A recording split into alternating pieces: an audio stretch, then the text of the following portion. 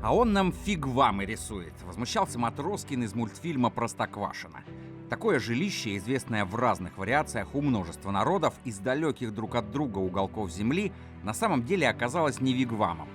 Хотя перепутать несложно. В Северной Америке и на русском крайнем севере, в степях, лесах и на заснеженных равнинах люди издавна ставили жилища, очень похожие друг на друга.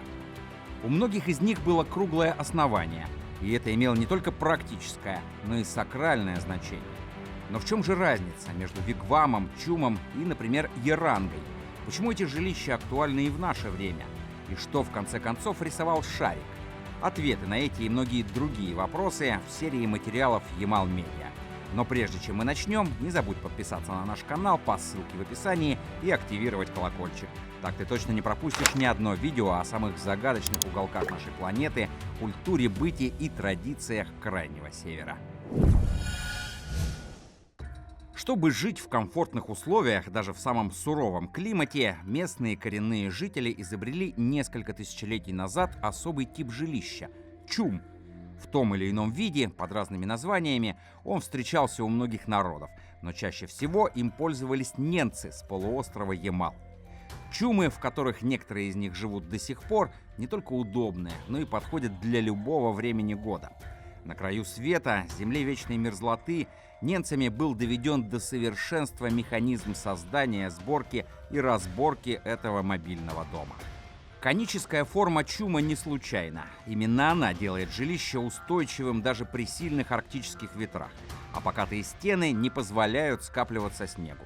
Кроме того, тепло от очага внутри чума эффективнее и равномернее распределяется и сохраняется, благодаря отсутствию у стен углов. Все части чума перевозили на нартах, санях, в которые запрягали собак или оленей.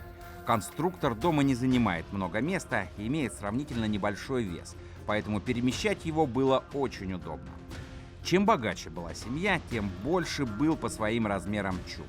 Обычно его сооружали из 40 шестов, которые покрывали полотнищами из оленьих шкур, нюками.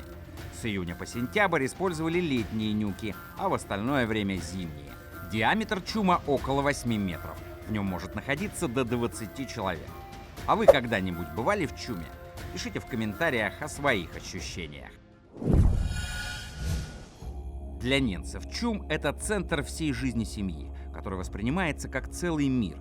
Наверху есть отверстие, которое соответствует положению солнца днем и месяца ночью.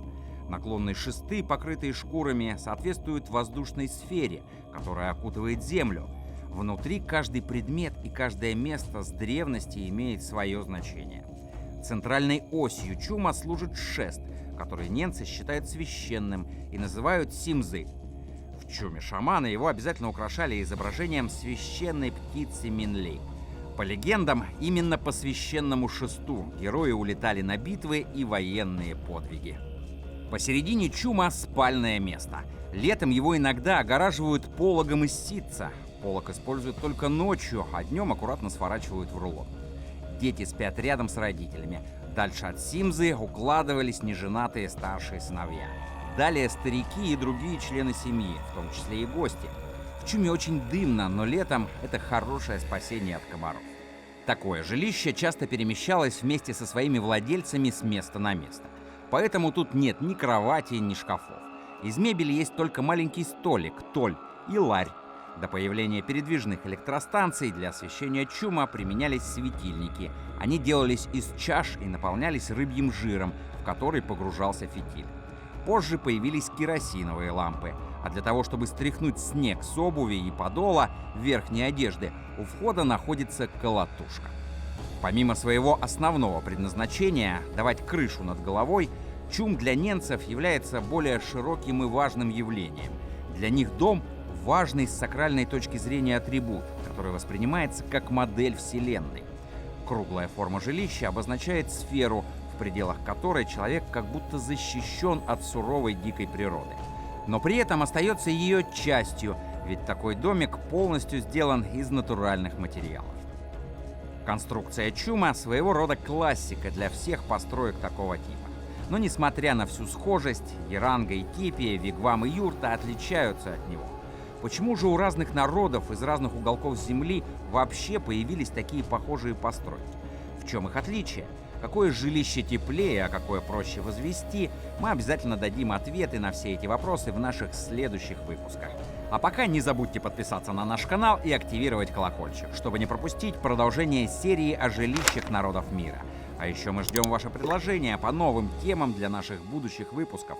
С вами был канал Ямал Медиа. До новых встреч!